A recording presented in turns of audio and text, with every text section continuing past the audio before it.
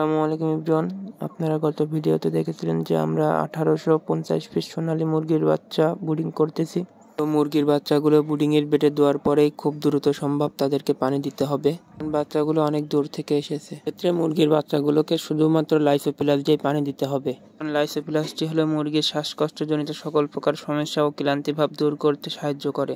তাই এখন দ্রুত সম্ভব মুরগির বাচ্চাগুলোকে লাইসোপ্লাস দিয়ে পানি দিতে হবে, এতে করে মুরগির বাচ্চাগুলোর ক্লান্তি ভাবটা দূর হয়ে যায়, কারণে মুরগির বাচ্চাগুলো সুস্থ থাকবে। তো এখন মুরগির বাচ্চা ছোট, সে কারণে এখন মুরগির বাচ্চাগুলোর পানি দেওয়ার জন্য ছোট পাত্র তো আমরা এখন ইউজ করব।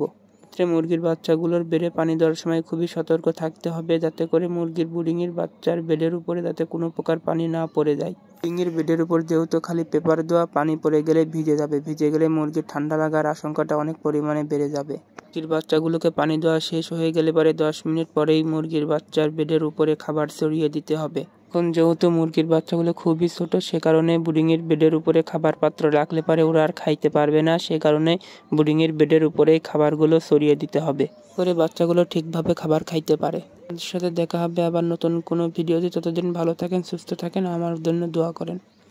আমার রিলেটিভ সকল প্রকার ভিডিও পেতে এই চ্যানেলটি সাবস্ক্রাইব করে রাখুন। এই ভিডিওতে ভালো লাগলে লাইক, কমেন্ট, শেয়ার করতে পারেন। আসসালামু আলাইকুম ওয়া রাহমাতুল্লাহি ওয়া বারাকাতুহু।